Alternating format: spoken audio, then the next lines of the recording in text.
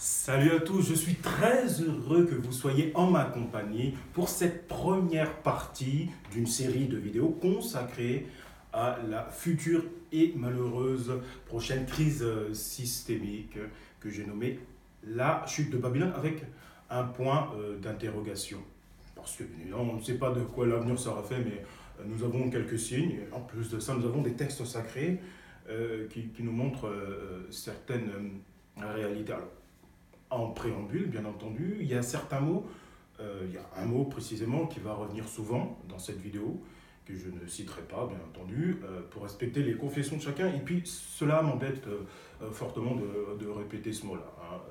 Cette vidéo a quand même une pertinence très intéressante, et donc j'espère qu'elle ne sera pas bloquée ou quoi que ce soit, alors que voilà, je lis des sites, je lis des articles et j'émets un raisonnement, hein, rien d'autre que ça. Et c'est bien évidemment pour le collectif, bien entendu, donc ce n'est pas censé gêner un certain public, hein, bien entendu. Alors, bien évidemment, qu'est-ce que veut dire Babylone? Babylone veut dire porte des dieux en grec. Ah, c'est quand même assez intéressant. Et Babel veut dire confusion, il me semble, hein. C'est quand même ça commence bien, hein, on va dire. Donc, elle a une symbolique très forte, notamment au niveau des textes sacrés, au niveau de plusieurs mouvements philosophiques.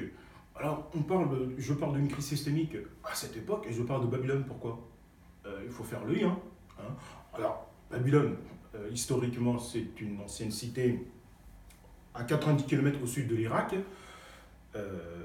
C'est une ancienne cité qui a existé il y a plus de 2900 ans au départ et qui a survécu à travers des siècles. Et il y a eu plusieurs empires, bien entendu, qui se sont succédés. Alors, le plus important, c'est à cette époque, qu'est-ce que ça veut dire Babylone? Quel en est son symbole? Alors, nous allons parcourir, bien entendu, le blog de Mabouya, hein, intéressant, qui nous explique bien la symbolique de Babylone à travers le mouvement rastafarien. Alors, qu'est-ce que ça nous dit?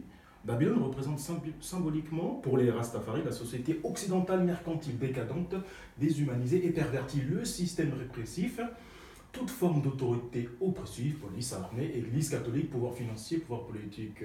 Néanmoins, la Bible, qui fera le symbole de la corruption et de décadence, nous en transmettra le souvenir et le prestige qui survécurent à sa chute.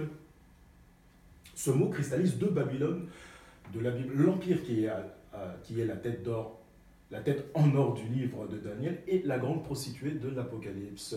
La première, l'Empire, montre la puissance du monde sur les hommes.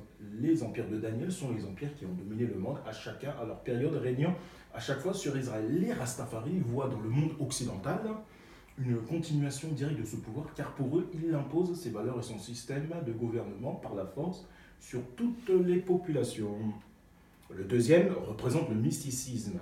C'est d'elle que proviennent les mythes par lesquels les peuples sont trompés et suivent leur. Il est écrit Apocalypse 17.8, Louis II.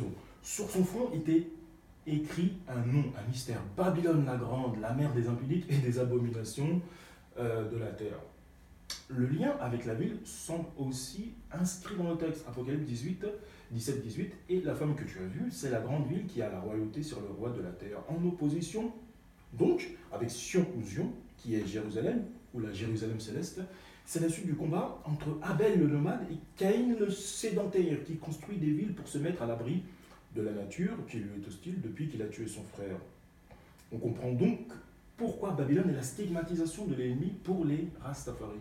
C'est le symbole du nouveau milieu que l'homme se construit pour se protéger de la nature hostile depuis le meurtre d'Abel. Ce nouveau milieu est une tentative de l'homme d'échapper à Dieu, mais devient le moyen de la puissance que l'homme exerce sur l'homme. Une nouvelle forme d'oppression, et une citation de Simone Veil qui dit « Plus le niveau de la technique est élevé, plus les avantages que peuvent apporter des progrès nouveaux diminuent par rapport aux inconvénients. » Un article extrêmement intéressant qui nous parle de la symbolique de Babylone à cette époque.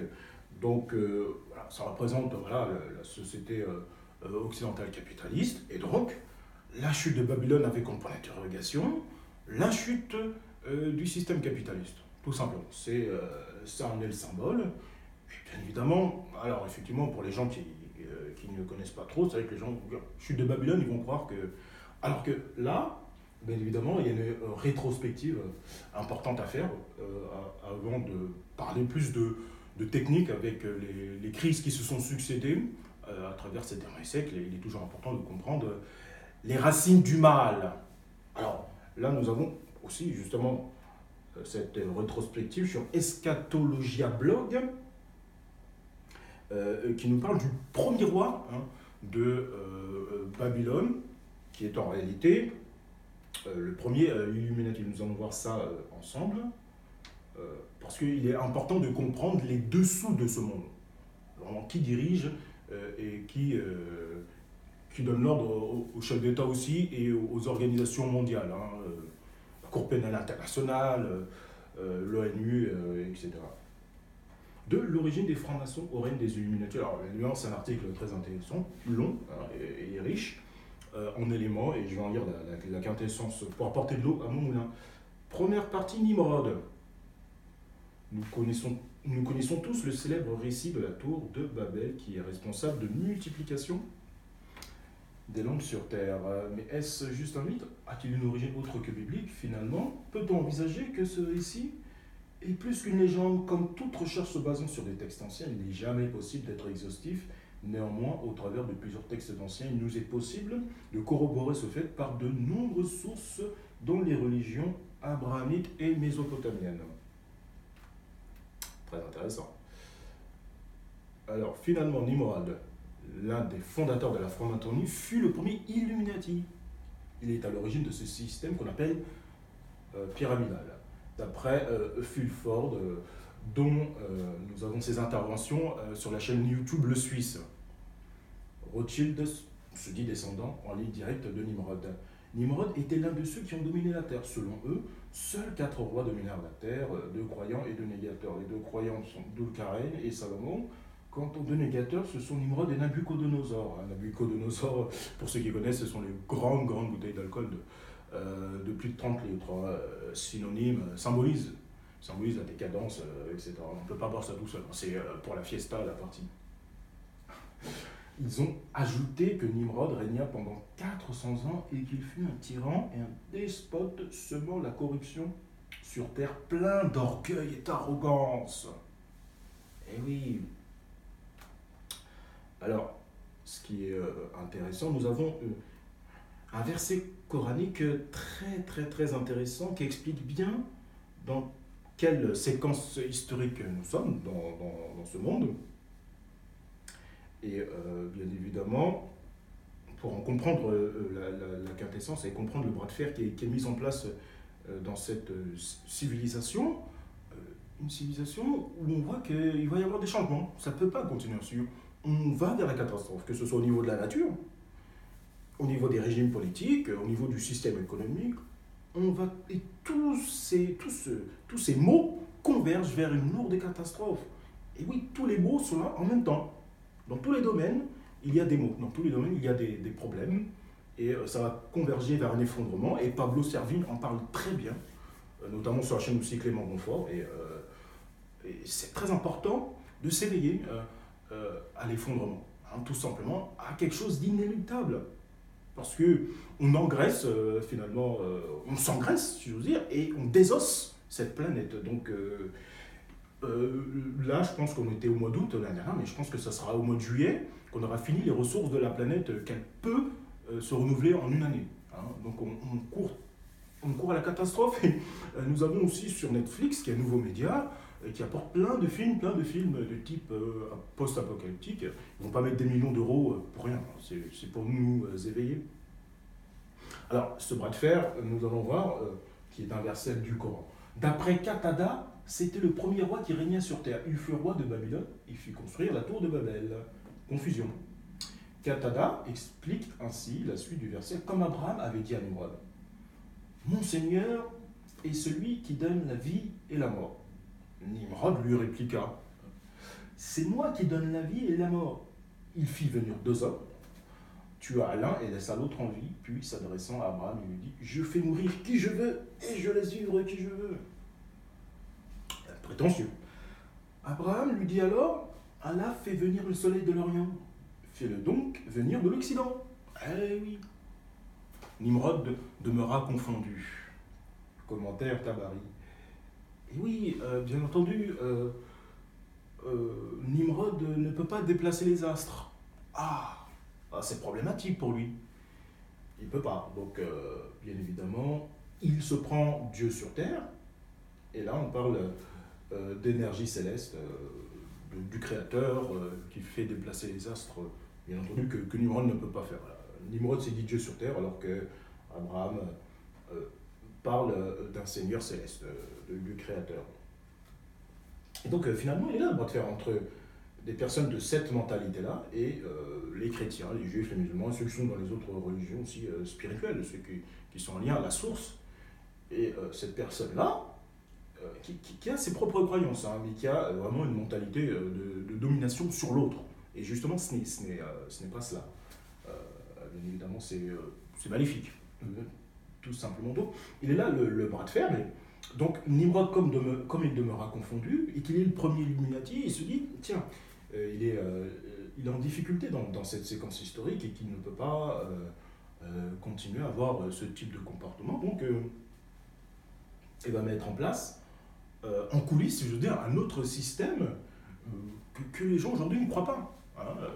Les gens ne croient pas au système mis en place par Nimrod, à travers les siècles. Hein, à travers les siècles. Donc, il finance des guerres, et il a créé des lignées, hein, vous verrez par la suite. Donc,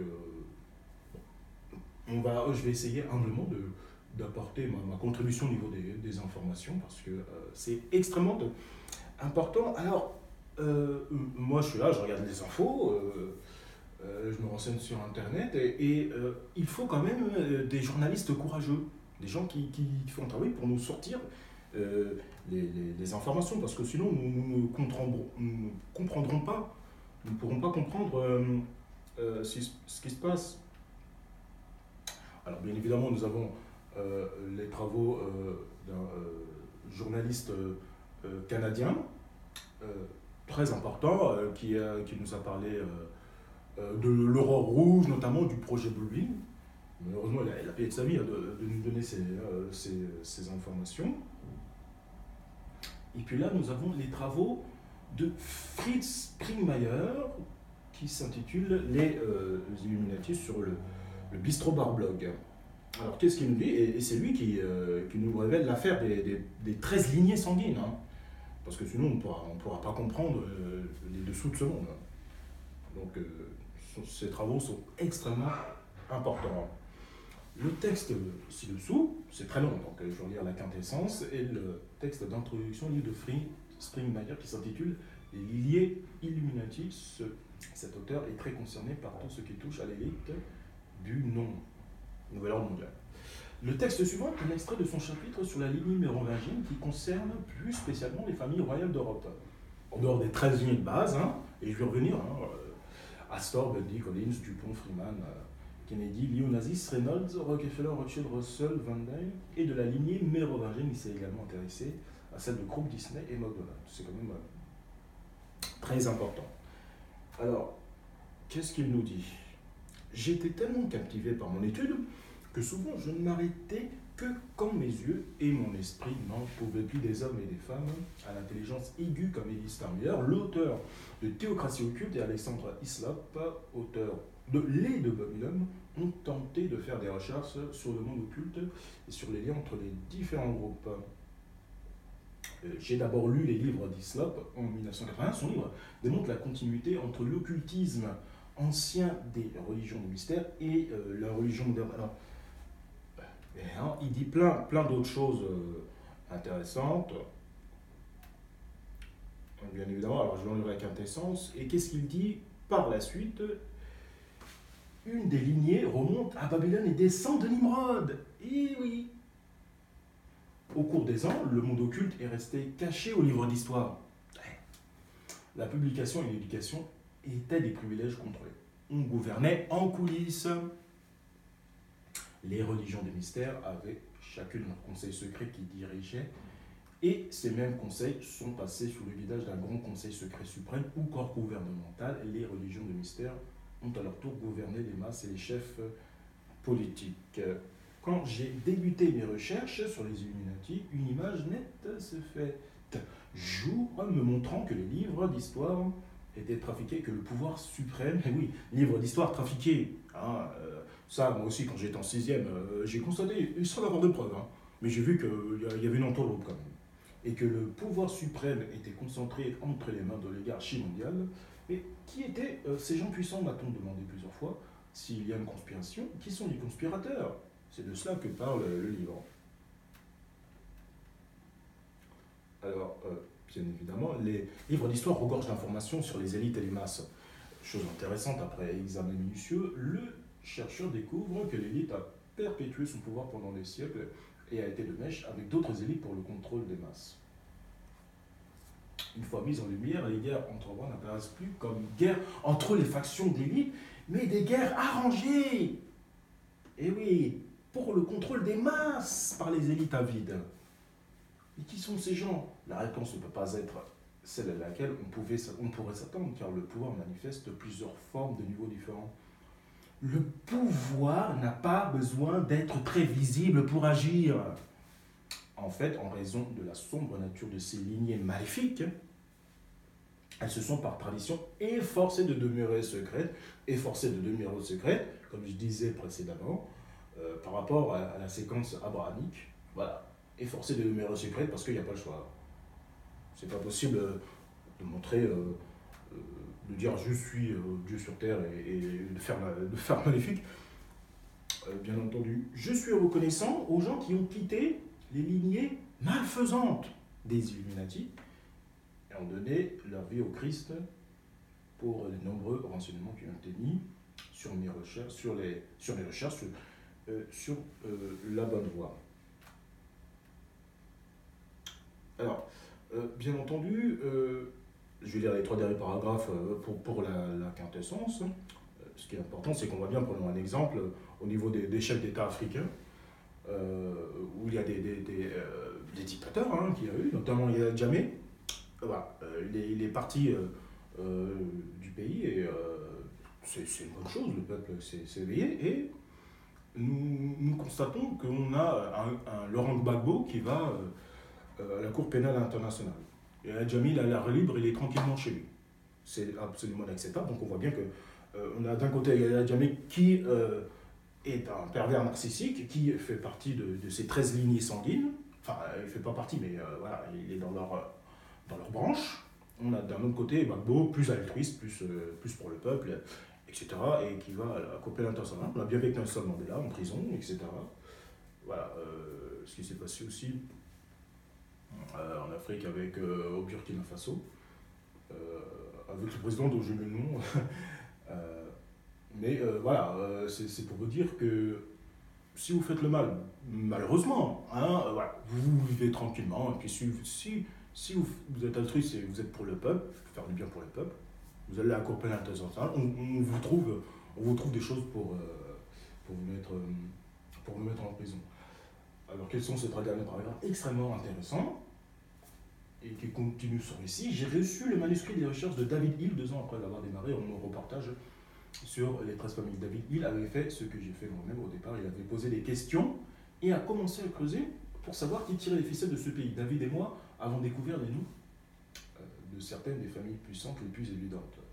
David écrit par exemple dans ses notes, oui c'est en fait les Melon, Carnegie, Rothschild, Rockefeller, Duke, Astor, Lawrence, Reynolds, Stillman, Baker, Klein, Kuhlman, Watson, Tuck, Lenoir, Dupont, Warburg, Phipps, Grace, Guggenheim, Miller, Drexler, Winthrop, Vanderbilt, Whitney, Harkness et autres super riches familles Illuminati s'entendent en général très bien avec le communiste, censé enlever la richesse de ces hommes et la donner au peuple. Cependant, ce n'est qu'un double langage ne sert qu'à renforcer cette tromperie que les communistes sont les ennemis de tous les capitalismes et les communistes, de même que les super riches familles, ne sont pas les ennemis du monopole capitaliste. Ils sont les ennemis de la libre entreprise, tout simplement. Alors, pour terminer cet excellent blog, cet excellent article. Ma recherche avait déjà dépassé la dimension de David Hill grâce aux personnes tentant d'échapper aux Illuminati qui m'avaient donné les noms des 13 familles. Mais chaque validation est un agréable encouragement en fait que d'autres ont vu les mêmes choses. Ce fut une bonne surprise de voir que ce searcher avait déjà repéré les mêmes familles que moi. Certaines familles alliées, sinon toutes, s'étaient probablement mariées entre elles avec l'une de ces lignées et nous allons voir par la suite. Alors, bien évidemment, le nom est revenu, c'était Thomas Sankara pour le Burkina Faso, bien entendu. Alors, ici, nous avons, bien évidemment, on nous parle des 13 lignées malfaisantes. Et donc, justement, moi, je veux savoir c'est lesquelles. Je veux continuer. Et voilà, ce sont des articles que je lis avec un raisonnement. Il n'y a pas de mal à ça. Très tranquillement, on va essayer de comprendre quelles sont ces 13 familles, leurs ramifications et leurs spécialités, surtout. C'est très important de comprendre ce qu'elles font. Hein, parce qu'elles sont bien réparties, malheureusement, et le chiffre 13 aussi, voilà, vous avez compris, on va dire un chiffre très équivoque. Alors qu'est-ce que nous dit cet article d'Ordre Chaos? Très très intéressant, qui nous présente ces 13 familles. Les Illuminati ont la ramification dans presque toute la politique, les entreprises et les artistes mis au sommet. Il y aurait seulement 13 lignées de sang qui contrôlent la cabale. La cabale, c'est des préparations en coulisses, hein, tout simplement. Après, il y a une définition plus intéressante pour avoir. Ce sont certaines des familles les plus riches du monde et qui ont des liens et le pouvoir dans le monde entier, de l'Europe à la Chine. Et selon les observateurs des Illuminati, ils l'utilisent pour s'assurer que leurs grands projets soient réalisés. Grands projets, par exemple, Nouvelle Ère mondiale, Aurore Rouge, projet Blue Beam, etc. Dévoilé par le journaliste canadien. Si un gouvernement mondial se met en place sur la planète, ces 13 familles seront au sommet de la pyramide, contrôlant tous les aspects de l'État policier mondial. L'État policier mondial, ça me fait penser, par exemple, à la puce RFID, de notre côté, comme je disais par rapport au décryptage du magazine The Economist, d'un autre côté, vous aurez ceux qui sont dans la désobéissance civile. Hein. Et déjà, on voit bien en France, on est en train de fliquer les gilets jaunes violents. Hein. Vous voyez, ça commence à s'installer tranquillement. Et les gens ne voient pas ça. Hein. La plupart des gens, ils regardent BFM TV, ils regardent CNews notamment, et ils ne voient rien venir. Alors que là, on essaye, c'est pour ça que mes chaînes existent, nos chaînes existent, pas que les miennes. Hein. On a aussi Christophe Grossouplon, Le Vernon Silencieux, Saber Solo, on a plein d'autres chaînes d'éclaireurs, les infos aussi de Pierre Jovanovic, très importantes. Qui nous informe de ce qui se passe dans le monde, et puis que c'est aussi un combat spirituel, hein, bien entendu.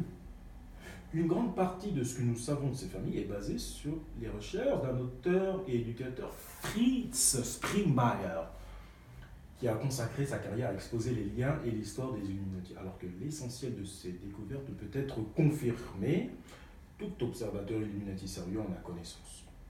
Alors, beaucoup plus de résultats de Springmeier peuvent être trouvés sur divers sites web sur les théories de la conspiration. Malheureusement, hein, forcément, et c'est triste alors que c'est la pure vérité. Où l'auteur entre dans les détails volumineux sur chacune de ces lignées sataniques. Voici les 13 familles qui contrôlent le monde. Allez, on y va. La famille Astor, c'est par ordre alphabétique. Voilà, là, on montre une personne. La famille Astor représente certaines des personnes les plus riches de l'histoire récente. Leur nom remonte aux années 1720. Leur puissance et leur richesse se reflètent dans les nombreux monuments importants de la région de New York qui portent leur nom. Les membres notables de la famille comprennent plusieurs générations de John Jacob Astor, y compris celui qui a péri sur le Titanic. A-t-il été assassiné pour s'être éloigné de la lignée de la cabale? Nous ne le saurons jamais. Alors, évidemment, on le sait, le Titanic, avec les dates, etc., elle va pour tuer qu'une personne, mais bon, voilà, c'est quand même très équivoque ce qui s'est passé au niveau du Titanic. Heurter un iceberg un tout nouveau bateau, il y a quand même des choses à creuser. Bon, il y a des recherches à faire sur ça quand même. La famille Bundy, tiens, ça me fait penser à une sitcom. Et là, on les voit pas. Hein. Ils sont un peu loin dans la photo. La famille Bundy a des liens étroits avec la politique américaine et le gouvernement, avec plusieurs membres éminents impliqués dans la fraternité Skulls and Bones. Harvey Hollister Bundy et ses deux fils, William et Mac George, ont tous joué un rôle clé dans des projets et des fronts d'Illuminati extrêmement importants. Il s'agit notamment du projet Manhattan, de la CIA, de la sécurité nationale, du droit privé et du Conseil des relations étrangères. Alors, évidemment, le projet Manhattan, c'est concernant le projet de la bombe atomique, et le Conseil des relations étrangères, c'est le fameux Council of Foreign Relations, le CFR. La famille Collins, alors là on les voit bien, mais la photo elle est quand même inquiétante quand même pour la famille Collins. C'est l'une des familles les plus secrètes de la lignée des Illuminati. On sait peu de choses sur leur généalogie ou leur histoire, mais on soupçonne qu'ils exercent un pouvoir énorme au sein de la cabale, c'est-à-dire au sein de leur préparation à eux, de leur mouvement, avec de nombreux liens avec les malfaisants de la Nouvelle-Angleterre, ce qui signifie qu'ils sont la clé des rituels malfaisants de la cabale. Les membres possibles comprennent la sonde Michael Collins et l'actrice Joan Collins. Alors, c'est une supposition. Alors, moi je dis que les plus secrets, c'est quand même les plus dangereux au niveau des magies, mais ça, c'est la famille Dupont. On a des enfants bien blancs, tiens. Bon, ben, c'est intéressant. D'ailleurs, pour la petite anecdote par rapport à Dupont, j'ai envoyé une lettre quand j'étais stagiaire pour avoir un stage dans le domaine de la maintenance. Et ils m'ont répondu, mais répondu après quelques temps, mais au moins ils m'ont répondu, parce qu'il y a quand même beaucoup d'entreprises qui ne répondent pas. Une entreprise Dupont proche de chez moi, donc c'est quand même une anecdote intéressante. L'une des familles clés de l'industrie américaine, la famille Dupont, ou Dupont, remonte à Paris au milieu des années 1700. Ils ont des propriétés industrielles, immobilières et commerciales massées dans l'Est, en particulier au Delaware. De nombreux membres ont aussi des liens avec la franc-maçonnerie et divers groupes Illuminati comme les Bilderberg et la Commission trilatérale. La famille Freeman. Alors là, cette photo, je sais pas, bon, c'est vrai que c'est ancien. Donc, la famille Freeman est une autre des lignées Illuminati les plus mystérieuses et sombres. La spéculation qu'ils sont fortement impliqués dans le Prieuré des Sions, une organisation fraternelle française avec une histoire mystérieuse et probablement inventée. Il y a aussi de nombreux Freeman impliqués dans le mouvement Self-Help, une émanation du nuage qui est lourdement dans les poches des malfaisants. La famille Kennedy, alors bien évidemment, vous voyez, c'est effectivement une photo plus récente, certes, mais c'est quand même beaucoup plus lumineux. Hein. Il y a des sourires, c'est plus joyeux, et bien évidemment, on sait que les Kennedy, voilà, ils sont pas trop dans le projet, donc je vais expliquer ce qui... Là, je présente, mais voilà, vous avez compris ce que je veux dire. Une dynastie politique américaine qui remonte à des générations où le nom Kennedy porte avec lui la richesse, le pouvoir et le privilège. Plusieurs personnes occupaient des postes clés dans le gouvernement, dont John Fitzgerald Kennedy, un président contrôlé par les Illuminati. Et ils ont également une histoire de se mettre du mauvais côté des Illuminati, c'est ce que je disais. Plusieurs des enfants de Joseph Kennedy, Joseph Jr., John et Robert, ont tous connu des fins tragiques dans des circonstances mystérieuses. Donc voilà, les Illuminati ont envoyé un message très clair au niveau de tout leur groupe, et très clair à la famille des Kennedy, puisque voilà, ils voulaient quand même ils voulaient informer le monde. Hein, très clairement, ils voulaient nous informer, faire du bien au peuple, être altruiste, et on voit bien le discours légendaire de John Fitzgerald Kennedy, et la paix et de sa vie, malheureusement. On a bien vu ce qui s'est passé, leur pouvoir a légèrement diminué au cours des dernières années, mais on dit encore qu'ils ont une influence énorme sur la cabale. Oui, ils travaillent sur le projet, mais je veux dire, au politique, voilà, c'est terminé. Ah, la famille Lee. Lee est l'un des noms de famille les plus courants en Chine. Il est donc difficile de trouver des informations fiables sur cette lignée particulière. On pense que la Chine jouera un rôle majeur dans la prochaine prise de contrôle des Illuminati du nouvel ordre mondial, utilisant sa vaste population comme troupe de choc et encaissant la dette que le pays détient, les États-Unis plus précisément. Li Peng était un premier ministre clé dans l'occidentalisation de la Chine, et d'autres Li en Chine et à Hong Kong détiennent de vastes fortunes dans l'immobilier et la fabrication. Alors, bien entendu, c'est très intéressant. Alors, nous allons continuer avec la famille Onassis. Tiens, justement, la famille Onassis, voilà, qui se marie entre, justement, qui s'est marié avec John Kennedy. Jackie Kennedy qui s'est marié avec John Fitzgerald Kennedy. Donc ils se marient entre eux, hein, la preuve absolue. Les seigneurs de la marine grecque Onassis représentent un lien européen clé aux anciens rites Illuminati. Les vaisseaux Onassis sont extrêmement importants dans le transit de marchandises dans le monde entier, donnant aux Illuminati le pouvoir sur ce qui va, où et quand. Les principaux membres d'Onassis, parents du patriarche de la famille et le sous-marin de Jackie Kennedy, Aristote Onassis, occupent des postes clés dans de nombreux groupes de fonds des Illuminati. Ils ont aussi des liens avec d'autres familles aisées et sont considérés comme des malfaisants influents. À la famille Reller, ça me fait penser à une marque de stylo. Oula, bon.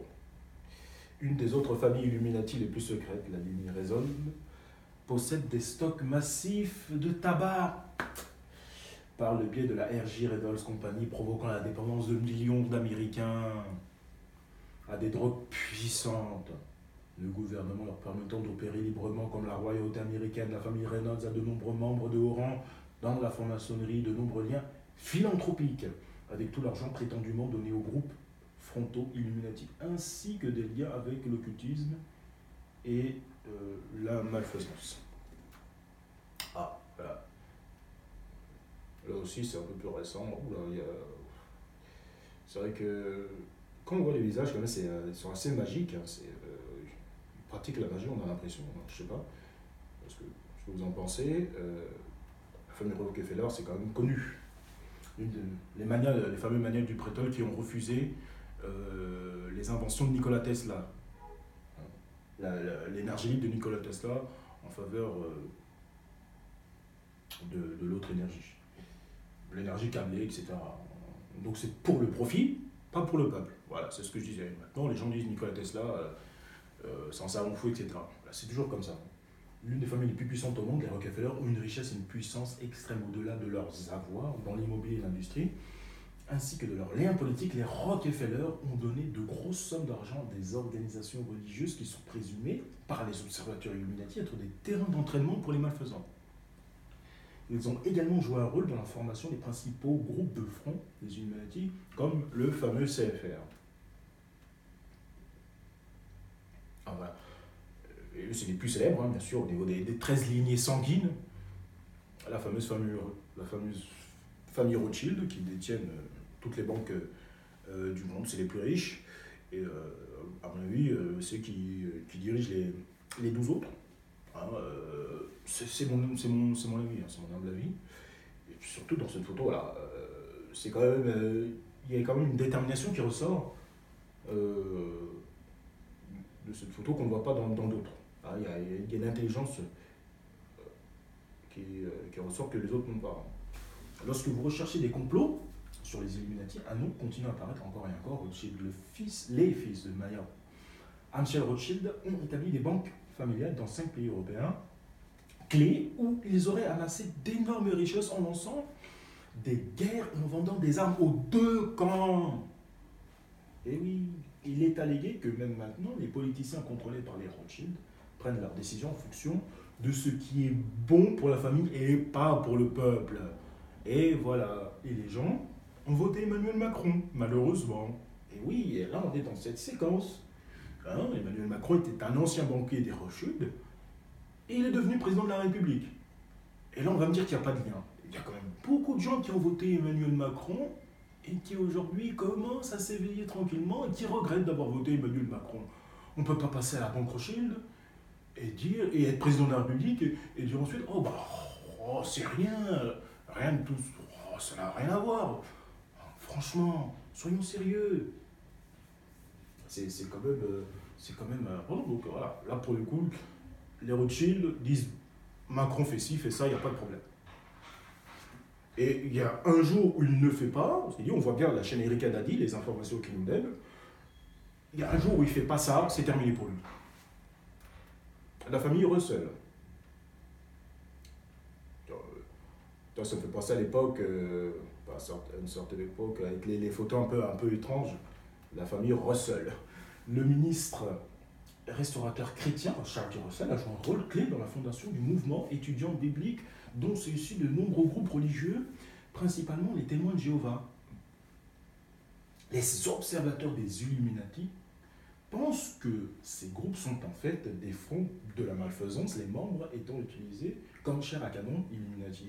D'autres Russells ont occupé des postes de direction dans Skulls and Bones, la franc-maçonnerie, et dans le gouvernement des États-Unis. Alors, la dernière famille, c'est la famille Van Dyne. Voilà, il y a aussi là effectivement un peu d'intelligence qui se dégage. Et on va voir ce qu'ils font. La famille Van Dyne est l'une des lignées Illuminati les moins bien connues. Cette famille a des liens avec la fondation de New York, ainsi que d'être l'une des nombreuses familles néerlandaises en avant dans l'Amérique ancienne. On dit qu'ils ont des liens dans la structure du gouvernement américain, la richesse et la puissance de l'Europe occidentale et ses projets d'opérations secrètes de contrôle mental effectués dans le plus grand secret. Le contrôle mental avec le fameux mind control et tout ce qu'on voit avec les stars. Il y a aussi la chaîne L'heure de se réveiller qui en parle très bien de ce contrôle mental. Et là, on sait qui met ça en place. Et c'est l'une des familles les moins connues. Hein. Donc, ils peuvent travailler tranquillement. Hein. Pour la malfaisance, il n'y a pas de problème. Et là, les gens, ils sont loin de tout ça. Déjà, quand on dit les gens, voilà, certaines personnalités, contrôle mental, etc., déjà, les gens disent, je crois pas. Alors là, la famille Van Dyne, ils sont loin du compte. Hein. Et les familles Illuminati interconnectées, hein, issues des travaux de Fritz Springmeier, les Mérovingiens, les familles royales européennes, Disney, Krupp et McDonald's. Voilà pour la présentation de ces 13 familles. Alors, bien évidemment, heureusement que ça ne va pas que dans leur sens. Nous avons, heureusement, dans ce monde, un mouvement spirituel, religieux, issu du judaïsme, qu'on appelle le hassidisme, dont sont issus les Lubavitch qui sont là en opposition au nouvel ordre mondial. Alors, bien évidemment, il y a plusieurs nouvel ordre mondial, c'est lesquels on ne sait pas. Hein. Pour l'instant, on ne sait pas, c'est l'histoire qui va le décider, on va dire. Et alors, les gens lisent le texte sacré pour savoir qui va gagner dans cette confrontation entre Nimrod et Abraham, finalement. Donc, nous avons les Lubavitch qui contrôlent la Russie et peut-être la Chine, dont la chaîne Christophe Crossoblon nous en parle aussi, des Lubavitch qui contrôlent la Russie. Un article de la Croix nous parle, le 14 février 2018, les Lubavitch fêtent leurs 50 ans d'implantation en France. Le mouvement Lubavitch, qui a organisé mardi 13 février son grand gala annuel, fête en 2018 ses 50 ans d'implantation en France. Le rabbin Haïm Nisenbaum, porte-parole des Lubavitch en France, revient sur les origines du mouvement. Alors bien évidemment, c'est un mouvement très intéressant, très grand, et on ne voit pas encore tout leur spectre, mais bon, c'est mieux aussi, hein, pourquoi pas. Cela s'inscrit dans la mouvance hassidique née au XVIIIe siècle en Europe centrale. Le mouvement s'est répandu dans une grande partie de l'Europe, puis après la guerre en Amérique, en France, le rabbin Asimov, qui était arrivé dans le pays à l'âge de 4 ans, avant de faire ses études rabbiniques à New York, est revenu à Paris pour y implanter le mouvement le 3 mai 1968. Ah, ça me rappelle un certain mouvement, ça. Ah, intéressant.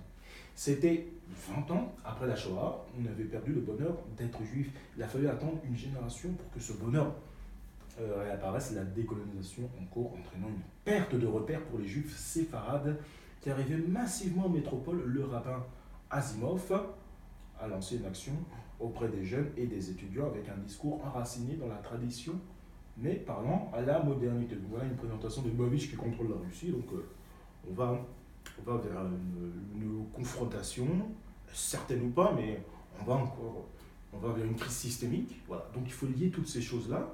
Voilà, on a les mouvements spirituels, hein, les 13 lignées sanguines et les Lubavitch, et c'est à nous de comprendre la confrontation à venir entre le bloc occidental et le bloc de l'Est, c'est du jamais vu.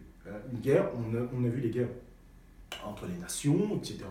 On n'a jamais vu une guerre entre des blocs continentaux s'affronter. On n'a jamais vu ça, donc bien évidemment c'est pas souhaitable, mais on court tout droit à la catastrophe, hein, malheureusement. Alors pour terminer cette vidéo, on va faire un saut dans le temps. Pour terminer, nous avons un dernier article à voir concernant la première crise économique. Alors évidemment j'ai présenté les 13 familles. On ne sait pas encore quelle guerre. Alors bien évidemment, si nous savons ce qui se passe dans les coulisses, alors bien évidemment, ça aurait été quand même plus intéressant de comprendre cela. Alors, qu'est-ce que c'est que la crise des tulipes? Parce que là, on est en 1635, c'est le 15e siècle. Voilà, les 13 lignées sanguines étaient là. Alors, les gens parlent effectivement des Illuminati avec des Illuminés de Bavière. Non, c'est juste une branche, c'est juste une ramification de plus, hein, pour leur projet. Alors, ça existe depuis Nimrod, les Illuminati. Bien entendu, il ne faut pas c'est une évidence, hein. Et donc, le premier crash de l'histoire, et puis dans la deuxième partie, on sera dans une partie plus technique, on continuera d'expliquer les crashs systémiques. Et c'est vrai que cette vidéo elle est un peu spéciale puisque on parle de la genèse et en plus des ramifications. Donc, c'est vrai que la deuxième partie et la troisième aussi ne sera pas comme celle-ci, hein, bien entendu. C'est vraiment une vidéo très très très importante. Alors qu'est-ce que nous dit la première crise économique de l'histoire, la fameuse crise des tulipes? La crise des tulipes décryptée, l'un des premiers et les plus connus cracks de l'histoire financière, explication et mécanisme de la première bulle spéculative de l'histoire, qui reste encore aujourd'hui une référence. L'histoire de la crise des tulipes est aux bulles spéculatives, ce que la Traviata est à l'opéra, un grand classique. L'histoire se passe en 1635 dans les Provinces-Unies, les Pays-Bas de l'époque, au sommet de la tulipopanie en février 1637. Un seul et unique bulbe de tulipe s'échange contre l'équivalent de 10 fois le salaire annuel d'un artisan qualifié. Après l'éclatement de la bulle, un bulbe ne vaut guère, plus qu'un vulgaire, mais néanmoins comestible bien, c'est un article intéressant qu'a fait de la Bourse. Alors, la crise de la tulipe, le premier crack de l'histoire, on ne va pas tout lire, bien évidemment, on va dire la quintessence comme d'habitude. Nombreux sont ceux qui ont perdu des fortunes, mais dans un concert de facepalm des élites calvinistes exaspérées par cet artificiel flou, si contraire aux vertus du travail authentique, de discrétion et de tempérance. La tulipomanie atteint son comble en février 1637. Un bulbe de tulipe vaut l'équivalent de 10 fois le salaire annuel d'un honnête artisan. La crise de la tulipe est souvent considérée comme une des premières bulles spéculatives qui ait été documentée. Ah, c'est quand même pas évident de mettre des liens. Ceux qui agissent en coulisses, c'est la crise des tulipes. C'est extrêmement difficile et pas évident. Alors, je continue de lire la quintessence pour comprendre cette crise des tulipes et conclure. On sait aujourd'hui que les motifs multicolores proviennent d'un virus contracté par les bulbes. On dit que le virus casse la tulipe car il brise la monochromie des pétales. La nature même de la tulipe a contribué à alimenter la pénurie et donc à attiser la spéculation car elle faut entre 7 et 12 ans pour qu'une graine produise un bulbe à même de fleurir. Dans le jargon des économistes du XXIe siècle, c'est un cas classique d'inélasticité de l'offre par rapport à la demande. Avant que les tulipes cassées ne débouchent sur le marché, les tulipes saines et monochromes se vendaient au kilo. Les tulipes affectées par le virus, elles sont très rares. Qui plus est, le virus a pour effet de ralentir le développement des tulipes. L'offre en est d'autant plus contrainte parce qu'elles sont rares et désirables. Ces tulipes cassées deviennent chères. Alors, bien évidemment, pour terminer cette séquence, par rapport aux spéculateurs, et pour comprendre comment cette crise est mise en place. Alors, les tulipes viennent de Turquie. Hein. Au niveau des Pays-Bas, il n'y en avait pas. Donc, elles viennent de Turquie et voilà, il y a eu une euphorie. tout simplement au niveau des tulipes. À mesure que les fleurs gagnent en popularité, les professionnels paient de plus en plus cher les bulbes infectés par le virus et les prix continuent à monter. En 1634, la demande venue de France attise la hausse des prix. Fleurant le bon coup, les spéculateurs entrent sur le marché. Le prix d'un contrat de bulbes cassés continue à monter tout au long de l'année 1636. Mais en novembre, le prix des tulipes normales commence à grimper lui aussi. Tant et si bien qu'en peu de temps, n'importe quel bulbe s'échange plusieurs centaines de florins. Là, nous avons la courbe. Alors, effectivement, dans les parties suivantes, voilà, peut-être un peu plus de courbes, mais bon, je ne suis pas un égoïste, j'essaie à un moment de partager les informations. On voit bien la courbe, et puis ça s'effondre. Voilà, et donc, malheureusement, pour la crise systémique, il faudra s'attendre à ça. Malheureusement. Alors, pour terminer, en 1635, il faut 100 000 florins pour acheter un lot de 40 bulbes. Pour vous donner une idée de ce que cela représente, 100 florins vous permettent d'acheter 1 tonne de beurre et 240 florins, 8 cochons bien dodus. D'après les savants, calcul de l'International Institute of Social History, un florin de 1635 équivaut à environ 10,30 € de 2002. Oh, c'est impressionnant. La bulle atteint son sommet durant l'hiver 1636-1637. À cette période, les bulbes changent de propriétaire jusqu'à 10 fois dans la même journée, mais aucune livraison n'aura le temps de se faire. En février 1637, les prix des contrats s'effondrent et les échanges s'arrêtent net. Il ne reste plus que des vendeurs. Les acheteurs ont déserté la place. Soulignons tout de même que l'épidémie de peste bubonique qui s'est vue au même moment à Harlem n'a pas aidé. Bien entendu. Les vendeurs font des méga promos flash, mais il n'y a rien à faire, la demande s'est fanée. Les bulbes ne valent plus qu'un centième de leur prix d'une semaine auparavant. Alors bien évidemment, la dernière interrogation qui est intéressante, comme je disais, moi par rapport à Babylone, à cette époque-là, pour le coup, les crypto-monnaies sont-elles les nouvelles tulipes? Eh oui.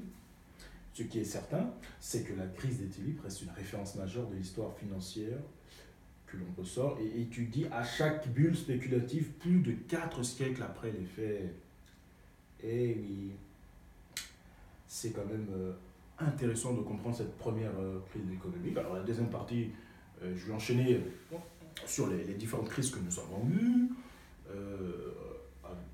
en m'appuyant sur les travaux de Pierre Jovanovic notamment. Très, très intéressant, parce que je ne suis pas un expert, hein, donc on va essayer d'y aller humblement, tranquillement, sereinement. Et puis voilà, je vous remercie de m'avoir suivi jusqu'au bout, en son et lumière, si j'ose dire, bien évidemment. Cette vidéo est reproduite, c'est un reboot hein, de la vidéo que j'ai faite le jour d'avant de cette vidéo, bien évidemment, et les commentaires étaient très avisés, très pertinent, bien entendu, et j'ai décidé de refaire cette vidéo très importante, très intéressante, avec des éléments que j'ai ajoutés. N'hésitez pas à en parler, hein, n'hésitez pas à ajouter des commentaires, hein, c'est toujours important et intéressant. Je vais supprimer les deux autres. Bien entendu, je vous remercie de vos commentaires, très importants et toujours intéressants, la preuve. Et bien évidemment, n'hésitez pas à vous abonner, et je vous remercie de vous être abonné, hein, vous qui êtes abonné. Il ne me reste plus qu'à vous dire, à vous remercier encore une fois de m'avoir suivi jusqu'au bout. Et à la prochaine!